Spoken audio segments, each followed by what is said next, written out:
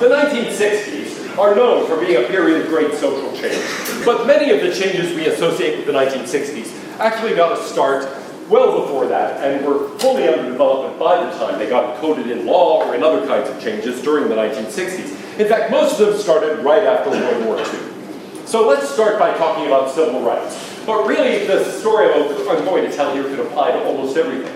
Right after the war, there start being fundamental changes in society and culture all the way through that get sort of encoded and obvious by the 1960s, but were already under full development. Here is somebody who is actually crucial, I think, to the history of the civil rights struggle in the United States. Not very many people would recognize him from that photograph, but that's Branch Rickey when he was back in the major leagues playing and managing the St. Louis Cardinals. There's another picture of him.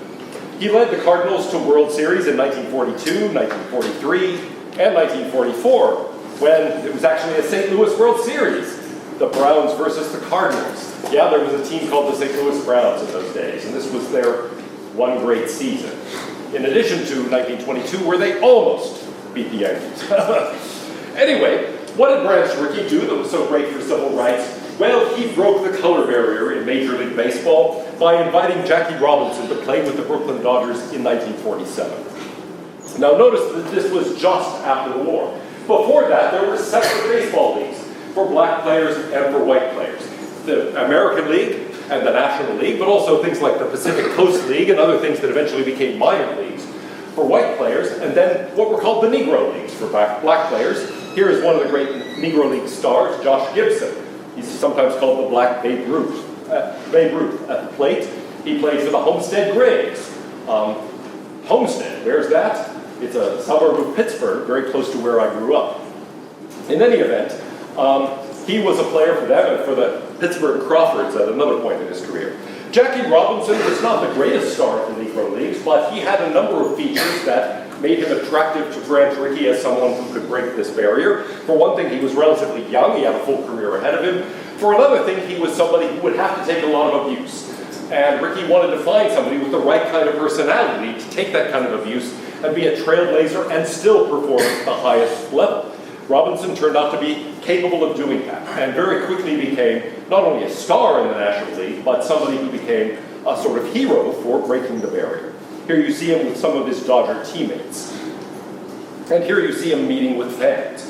So, although he did take a lot of abuse from some players and some fans, he was also immediately a hero to others. And you can see it by little comic books like this, 10 cents special inside the Dodger training camp, and so on. If you compare the stars of the 1940s, and by the way, this was a time when baseball was the national pastime.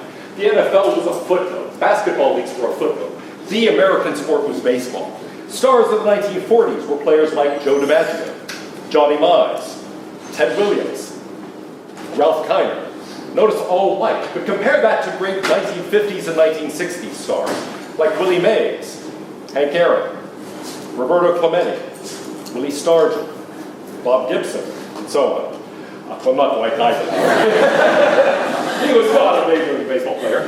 But in any case, you can see that there was a huge change in who was playing baseball in the 1950s and 1960s, especially in the National League. Branch Rickey went from the Cardinals to the Dodgers and integrated the Dodgers, and then moved to the Pirates and integrated the Pirates, and very quickly other National League teams followed. There was a bad side to this story. The Negro Leagues folded, but on the other hand, most of the players from those leagues, except the very oldest ones who were getting close to retirement, were able to make the transition and play in the major leagues. Now, those changes were already underway, in other words, when Dwight Eisenhower became president in 1953.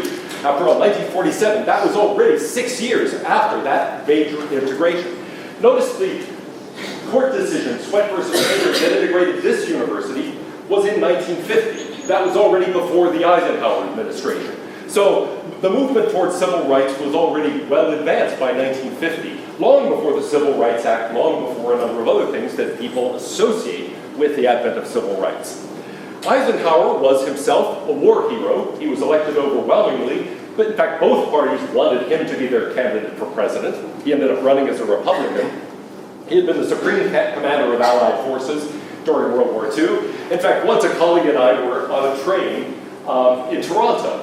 And Canadians have a sort of thing about people from the United States. We were wearing our name tags from a conference that said University of Texas at Austin. And this Canadian guy, who was sort of drunk, said, "You're Americans, aren't you?" And I said, "Yeah." He said, "Yeah, Americans don't know anything about Canada." And I tried to defend us by saying, "It's not just Canada, we don't know anything about anywhere." Which was maybe not the best response. But anyway, he then started saying, "All right," started asking us questions about Canada, which we could not answer. And then finally he said, "Who was the supreme commander of Canadian forces in World War II?" And my colleague said, "Dwight David Eisenhower." Really pissed him off. He had nothing to say to us after that. But anyway, Eisenhower was the first five-star general in American history, the first person to be in command not only of American forces, but all Allied forces. This was a button from his first campaign. I like that. It was a very simple message. In any case, he has been described as perhaps the most successful of America's 20th century presidents. The decade he ruled was one of the most prosperous in American and world history. Richard Nixon described him as complex and devious. Eisenhower, in fact, put on this air of not working very hard at the presidency, of playing golf a lot, of sort of goofing off. It wasn't true at all. He started work at 5 a.m. every day. By the time other people got into the office, he had already put in half a day's work. And so he was somebody who worked very hard behind the scenes. In fact, a Taoist conception of leadership, as reflected in Sun Tzu's classic The Art of War, for example, says, really, the best general is the one who doesn't fight or win on the battlefield, but manages to win by manipulating the things behind the scenes when they're small, before conflict actually takes place. And that's what Eisenhower was a master of, manipulating things behind the scenes, tilting the playing field in his favor, without appearing to be directly involved at all. In any case, he did believe in exercising power by stealth, behind the scenes. He was not somebody who really led by getting out there and talking about himself or his own values. He didn't really lead in a very direct way at all. He worked with others to try to get people to accomplish the things he wanted themselves. He did have a number of basic principles. One was to avoid war. He knew what war was like. He knew how costly it was. He knew that the first objective of any country should be to avoid war. But secondly, to enter into military action very carefully, and only after constitutionally prescribed, consultation with Congress and approval by Congress. He was, to some extent, appalled by the precedent of the Korean War, where the president simply committed American troops unilaterally without congressional approval and without a congressional declaration of war. He also thought that the security of freedom, and in general the health of America as well as the world order, depended on economic security, on economic health, on economic growth. And so he committed himself to restricting federal involvement in the economy and restricting commitments and trying to encourage the economy to grow. He did that not only within the United States, but as part of the group that set up the post-war order in Europe. And indeed, European governments tended to enjoy very rapid recoveries from World War II as a result. There was a dramatic economic as well as political recovery in countries that had been devastated by World War II, in England, France, but also in Germany and Italy and Spain. In the US economy, it was a time of unprecedented affluence. Finally, the economy had recovered from the lull of the Great Depression and then the World War II shortages to recover things. This is a 1953 Chevrolet. My family had one very much like that. And here are some other 50s era cars. That it was also the time of the sort of middle-class suburban house. This is the Cleaver family. Leave It to Beaver was one of those popular shows on television. A more typical street might have been that one. That was my house in yellow front. Eisenhower was the person who established the interstate highway system, which made transportation much easier and made it possible to move around the country much more quickly, to move goods around the country much more quickly. Well, in the US economy, it was from one point of view a very good time. It was a time of the rise of the middle class. The middle class became the predominant group in American culture at this time. There was a huge growth in prosperity and the development of consumer culture, something that we saw rising in the last part of the 19th century and flowering in the 1920s, but then being put on hold for several decades. It came back strongly in the 1950s. Now, this was a recovery from a low baseline, from the Great Depression and then war shortages. Remember, lots of things were rationed during the war. gasoline, sugar, flour, all sorts of metals and so on were rationed during the war. And so it was a very low baseline, but nevertheless, the economy developed well. There wasn't very much productivity growth. In some ways it wasn't great, but in other ways it was a very fine time. Now, we shouldn't look back too far. I will tell you my favorite supper as a child in the 1950s. My mother would open a little can of Swanson meatballs. And this would be supper. I'd get a slice of white bread, some meatballs from that can with a little bit of the brown gravy. And if I was very lucky, she would have found some mushrooms and sauteed some mushrooms and poured it over that. That was supper. So, here was a good thing about the 1950s. Nobody was fat. And in fact, that was really not much of an issue. Anyway, look at pictures from that era and you see people look thin by our contemporary standards. That's because there wasn't much to eat. There were very low levels of inequality, and economists still debate why that was true. Some of it was simply the tax rates remained very high after the war, and so if people had high incomes, they found ways of hiding that so that inequality was perhaps greater than it appears in the statistics. In any case, it was a time when almost everybody felt that they were middle class. There were all sorts of cultural changes. The development of rock and roll. If you compare the hit songs of 1950 with the hit songs of 1956 or 1960, there's a dramatic change. That's Elvis Presley, of course, and there he is in front of the famous microphone. That's the young Elvis. That's before the fat Las Vegas Elvis. This was the time of the advent of television. Television had been invented earlier, but due to the depression of the war, really had not become publicly available until the 1950s. And here you see a typical family gathered around the TV set. Small by our standards, black and white, incredibly fuzzy. I kept my old 1960 Hoffman television until the 90s, I think, when I finally got rid of it and stopped working. There weren't many people still watching a 1960 black and white TV in 1995, but I was one of the few. In any case, here were some of the popular shows of the era. The Honeymooners, Jackie Gleason, or here, Kingfish and Amos and Andy. Now, the advent of television did a lot to change American culture. This is the city I grew up in, and the way I, at that time, and the way many of my relatives spoke, you could not only identify us as being from Pittsburgh, but being from, well, a specific part of Pittsburgh. The way we pronounce certain things would have indicated we were from the South Hills, and actually from a really close-in part of the South Hills, a part that looks like this, for the most part. Anyway, wait. Yeah, but all of that changed. Now, can you really tell what part of the country somebody is from by the way they speak? Well, to some extent, but not nearly so much. In fact, when I first came to this university in 1980, I could very easily tell that some students were from East Texas, some students were from West Texas. It was easily identifiable. That's no longer true. Almost everybody speaks with more or less a standard American accent. You probably can't tell where I am from if I hadn't told you, just by the way I speak. And that's been a change in American culture that has really taken place over that time. I remember in the 1960s, a girl from Alabama moved to my school in Virginia. None of us could understand a word she said. It's not that she said, oh, yow, and we thought, oh, how cute, she has a southern accent. I mean, we were in Virginia at that time. Other people around me had a southern accent, or at least Virginians thought they did. But she was just unintelligent. I couldn't understand a word she said. And the same would have been true, actually, for somebody with the accent I grew up with. Anyway, that sort of thing is now rare in American culture. It would be hard to find people who have grown up in the United States and speak with an accent you cannot understand. But in the 1950s and even 1960s, that was commonplace. A Pittsburgher goes to Alabama, it would be as if you were in a foreign country. You would have no idea how to communicate.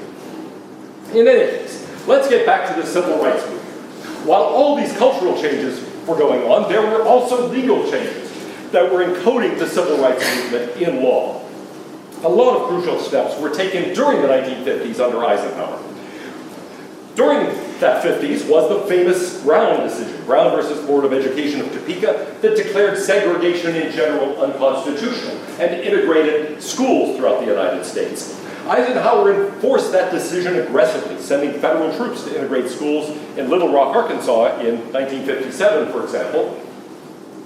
But throughout the country, there was a dramatic change. Plessy versus Ferguson was a case from the 1890s.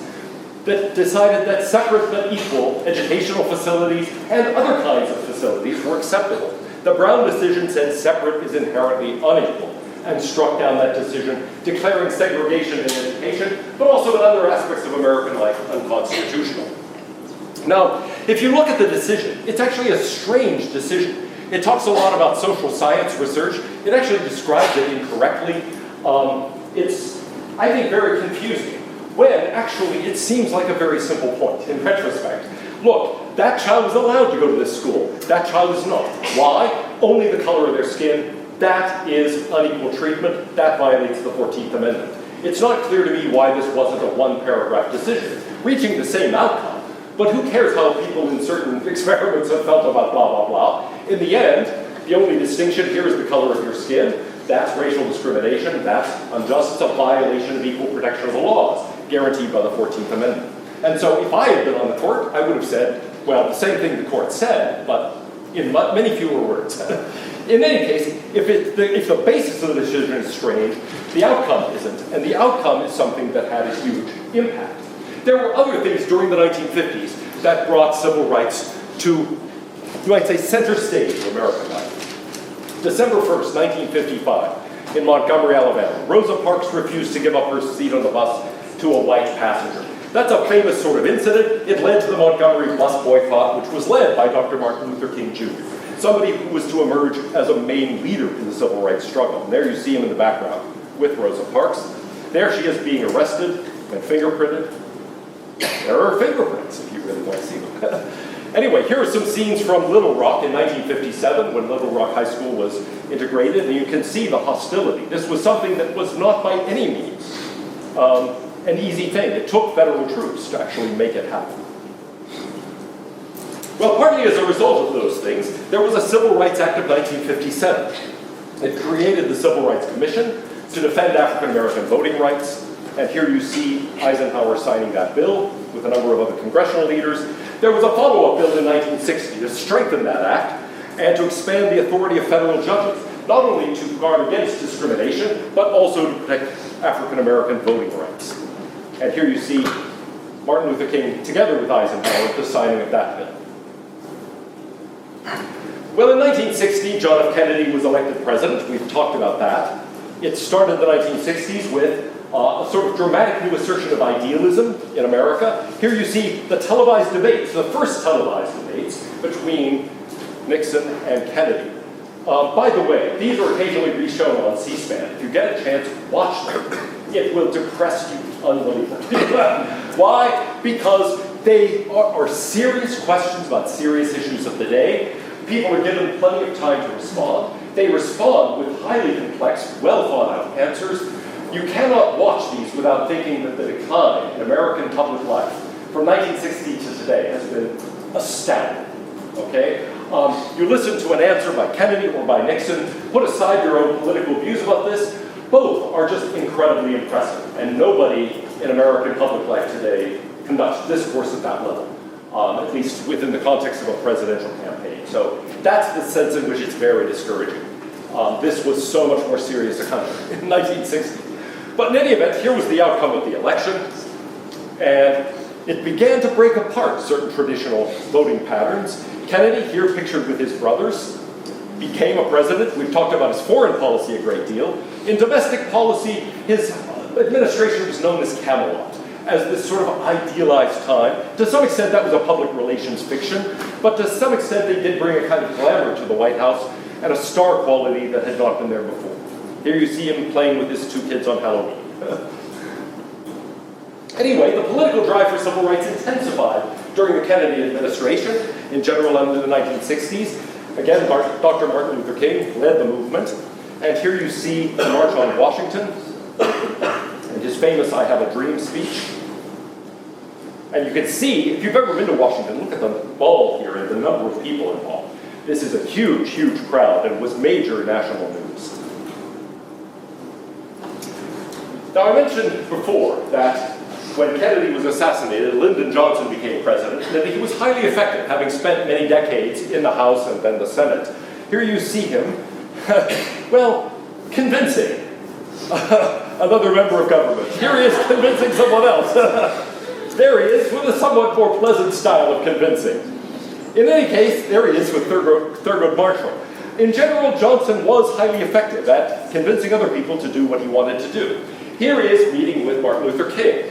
King was a Republican, but he ended up getting along well with Kennedy and with Johnson, as he had with Eisenhower. And it was really under Johnson that many things that expanded civil rights and changed the nature of American society were enacted. He called his program the Great Society, and he vastly increased spending on social programs. The administration today, here and now, he famously said, declares unconditional war on poverty. Jack Kemp later declared, well, we declared war on poverty and the poor lost. So whether these programs succeeded or not remains a topic of real political debate. But some of these had to do with civil rights. The Civil Rights Act of 1964, the Voting Rights Act of 1965. Others, the Equal Opportunity Act, the Elementary and Secondary Education Act, the Medicare Act, the Rent Supplement Act, were all attempts to supplement the legal protections that went along with the Civil Rights Act and the Voting Rights Act with various kinds of programs. The idea was to get rid of poverty. In fact, it was around this time that progress against poverty was slowing down. And the role of these programs in, well, either stagnating things or in fighting what would have been a resurgent of poverty remains debatable. In any case, here you see Johnson signing some of these bills. There, the Immigration Act of 1965, which greatly expanded immigration into the country, which had been put on hold, really, for several decades. Well, after this were a number of other civil rights marches, the March on Selma here in 1965, and after that were a series of much more destructive riots. Here, Watts, 1965. That's an area of Los Angeles. Did devastation to a large area of Los Angeles. Detroit, 1967. And then when King was assassinated, a series of riots, including one in Washington in 1968. I happened to be flying over Washington and seeing almost exactly that scene that's pictured here. And here is Washington in 1968, ground level. Now, one might have thought that these kinds of riots would have occurred before the passage of the Civil Rights Act and the Voting Rights Act. Instead, they came after the act. And it's an interesting philosophical and historical question to ask why. What happened here? Why was this the result of, you might say, what by then had been about 20 years of great advances, legal and social, toward greater equality? Why then the riots in the 1960s? I don't think there's a simple answer to that. You can look at all sorts of explanations that various people have advanced. Some people have said, well, it was a matter of increased expectations. The changes in the law people thought would make dramatic changes in the way people lived. But in fact, the real changes were much slower than that, and so that led to frustration. There was a sort of disappointment at the slow pace of change, in other words. Some people have said, well, the very Great Society programs that in part guaranteed equality legally through the Civil Rights and Voting Rights Act also set up programs that ended up having other negative effects. Destroyed people's incentives to work or to hire or to marry. People like Daniel Patrick Moynihan argued that these were behind the collapse of the black family, for example, that then had all sorts of other negative social consequences. Some people said, well, it was particular things, particular acts of police brutality or the assassination of Martin Luther King that led to these things, and so there's no global answer, you have to look at individual cases. Other people said, well, in general, as a result of these social changes, racial tensions increased, and that led to increased conflict. Some people have said, well, it was because, actually, for maybe unrelated reasons, advances in poverty, in fighting poverty, stopped at that point. Some people have said, well, it was really increased immigration that kept wages low and kept people from rising out of poverty the way they might have. In other words, at the same time, the Civil Rights Act and the Voting Rights Act opened the door, people were inviting it to sort of jam the doorway and make it very difficult to get through. Anyway, I don't think there's one simple explanation. All of those, notice, are domestic sorts of explanations. But these riots went on outside the United States too. Paris, 1968, was torn apart by student rioting, which you see here. It was at least as severe as anything we saw in the United States and had nothing to do with the Civil Rights Act or African Americans or, for that matter, police brutality or any other particular thing. And so it seemed to be a global phenomenon, not one fully explained probably by any individual or even combination of these domestic factors. Anyway, whatever you might think about that, in 1968, Richard Nixon was elected president. He had very narrowly missed the presidency in 1960. He was elected overwhelmingly in 1972, re-elected, I should say, elected by a fairly narrow margin originally in 1968. He had served as a congressman, then as President Eisenhower's vice president. He had lost narrowly to JFK and defeated Hubert Humphrey in a very close race in 1968. He was then re-elected in a landslide in 72. One of the first things he did was begin the withdrawal of U.S. forces from Vietnam. In 1969, there were over 500,000 American servicemen in Vietnam. The next year was down to 334,000. By 1971, 176,000. So being cut in half every year. Then by 1972, 24,000. 1973, only 50. It was in 1973 that Nixon ended the draft. I'm grateful for that because I got a very high draft number and would have undoubtedly gone to Vietnam if he had not been doing this. In any case, Nixon was very popular with a certain subset of the public, but also very unpopular with another set, and especially with the press. So the press had been opposed to him really throughout, ever since the Alger Hiss case, really, in the late 40s, but certainly by the time he became president. One editor said, there's got to be a bloodletting. We've got to make sure nobody ever thinks of doing this again. What was the this? Well, that was unclear. It was to some extent taking the kinds of stance Nixon took. Now, actually, if you look at him in terms of political philosophy, it's a very mixed bag. Nixon is not easy to characterize. As conservative or liberal, top-down, bottom-up, his policies were a strange mix of all of that. But the Watergate scandal was something that emerged at first in 1972 during the re-election campaign. A small group of people broke into Democratic National Headquarters in Washington, D.C., and as the investigation of that came out more and more, it looked as if the president had not been behind it, but at any rate had tried to cover up the results of that during the election campaign. In any case, the result of that was a loss of the faith in leadership, a shift in power from the executive to Congress. There are the Watergate buildings where this occurred. And then also, ultimately, Nixon's resignation. Now, the case itself is strange. The Watergate scandal was huge news for several years. 5 people were arrested breaking into the headquarters in 1972. Who authorized that Watergate break? We still don't know that. Why did they break it? What were they looking for? We still don't know that. And finally, what exactly did the president know and when did he know it? That became the famous slogan of the investigation. What did the president know and when did he know it? We still actually don't know the answers to any of those questions. So historically, this is all still a bit of a question mark. In any case, it did shift the balance of power dramatically. So in 1973, Congress passed the War Powers Resolution. It basically required congressional approval for any kind of military action.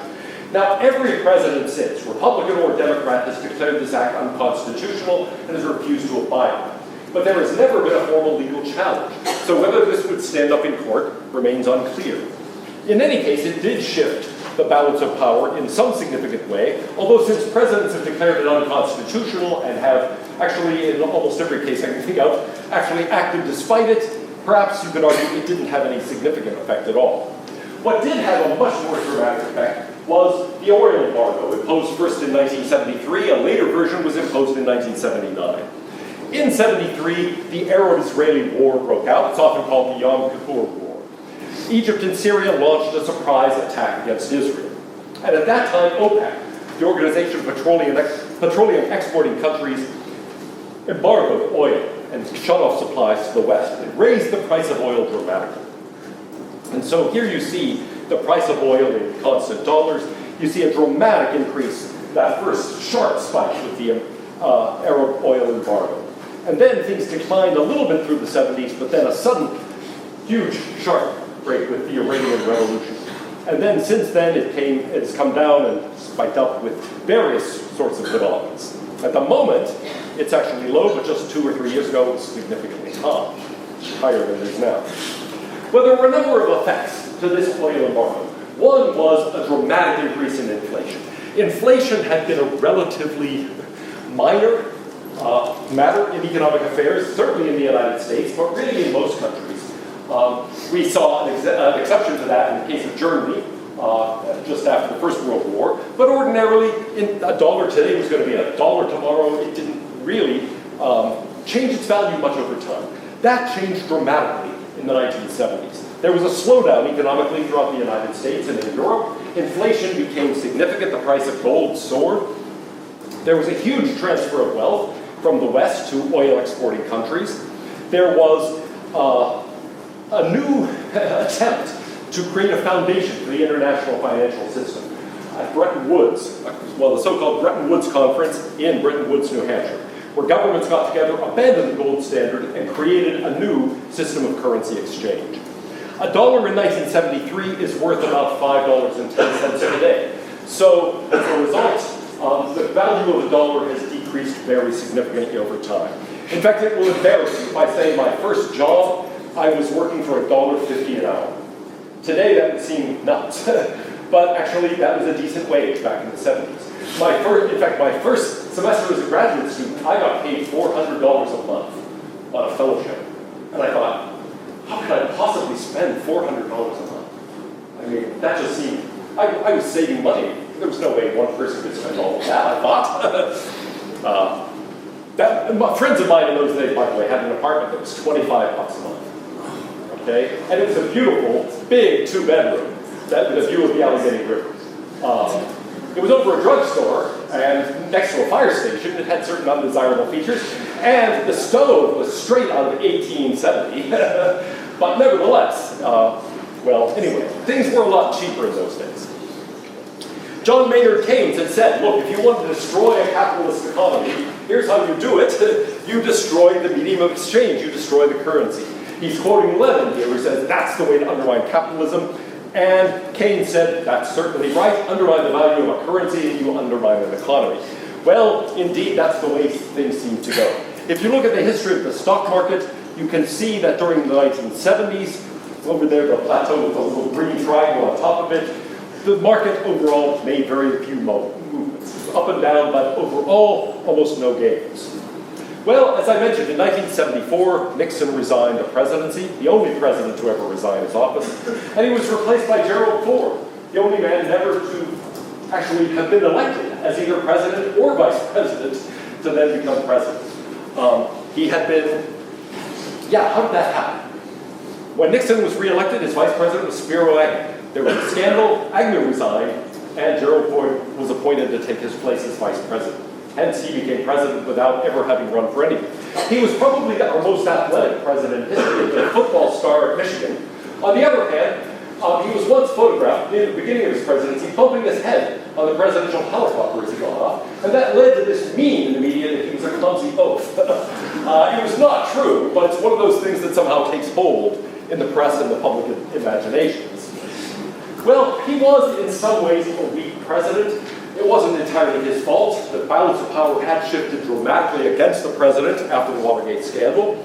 And so maybe one of the most important acts, which remains in force, is the Congressional Budget and Impoundment Control Act of 1974. It dramatically changed the way Congress dealt with the budget.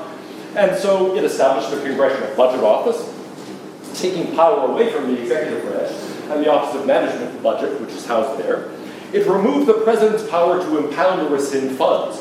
One thing that Nixon had done that was very unpopular, especially with his Democratic opposition, was that he would take certain things that Congress had appropriated and simply impound them, say, I'm not going to spend that money. This act took away the president's power to do that, and that was upheld by the Supreme Court. Well, the result has been deficits almost every year since then. Here is a chart of national debt per citizen, starting in 1968. As you can see, it was actually pretty trivial until the 70s, when it began to creep up. Then in the 80s, it increased dramatically, the 90s even more dramatically. Then there was a bit of a dip, and then dramatic increases. Now, you all owe something like it's now close to $40,000 each. And that's not counting unfunded liabilities like Social Security. That's just raw debt. So you think your student debts are bad? Well, that'll make you feel better. And here's how it's gone president by president. As you can see, deficits were actually very small, and the additions to debt were very small under Kennedy and Johnson, a bit higher under Nixon, but then much higher under Ford, higher than that under Reagan and Bush, and then actually negative under Clinton, but then large again under George W. Bush and much larger under Obama. In any case, it's really, to some extent, not a presidential problem, but a structural problem. This has happened ever since 1974, more or less, no matter who's been in office, except for the later stages of the Clinton presidency. Now, there were a number of consequences to this. Congress halted the bombing of North Vietnam and banned American military involvement in Southeast Asia. By this point, the United States had essentially won the Vietnam War. We were withdrawing troops. The South Vietnamese army had been well trained and well funded to replace the effort. But Congress cut funds to South Vietnam, at first by 25%, and then after 1974, completely. The result was the almost immediate collapse of South Vietnam. Here you see the last helicopter getting ready to leave Saigon in April 1975. And here, the crowd of people racing to get on that final helicopter to get out of the country. And there's what it looked like actually at the door of the helicopter itself. The result within South Vietnam was a disaster. Once it fell to the North Vietnamese, the Viet Cong, those who in South Vietnam who were fighting on the communist side, were almost immediately pushed aside. And those who had fought on the South Vietnamese side were sentenced to re-education camps, where many of them spent years, in some cases as long as 17 years, being tortured, being re-educated, being indoctrinated, and in many cases being killed. 1 to 3 million people were sent to these camps in Vietnam. They were tortured and indoctrinated. Rations were minimal. Medical care was non-existent. Hundreds of thousands died. And hundreds of thousands of others died trying to escape to other countries. Here you see the boat people who fled South Vietnam in any boat they could find, looking for haven in Indonesia or any other nearby country they could reach. So the result of the Vietnam War, well, 50,000 Americans were killed in combat, 200,000 South Vietnamese, 1 million Viet Cong and North Vietnamese. And the result, well, to some extent, the domino theory was confirmed. Once South Vietnam fell, Laos and Cambodia also fell. But Thailand, Indonesia, Malaysia, Singapore all remained free. And all of those had been under communist threat when the war started in 1964. Cambodia was the most dramatic and most depressing story. A group under Pol Pot, known as the Khmer Rouge, took charge in Cambodia, implementing an extreme form of communism. The result was unbelievable violence. This is a group that fought for what they called total social revolution. It really was a very small group, 20 intellectuals who were educated in France. They came back with a doctrine of necessary violence to transform society, and they had a program of ruralization. They took people out of the cities and forcibly relocated them to the countryside in a way somewhat reminiscent of Stalin's collectivization. 3 million people were driven out of the capital, Phnom Penh. There were mass murders. Books were burned. Sex was prohibited outright among anyone. Couples were prohibited from talking to one another. People were tortured. They were mutilated. There were executions. Children were taught to torture other people by killing animals and torturing animals. As much as 40% of the Cambodian population was killed. You've seen pictures there of the bones that were left in what became known as the killing fields. And there's now an attempt to document all of those who died during this revolution. Here you see piles of bones and skulls. There's a great movie, by the way, called The Killing Fields about this.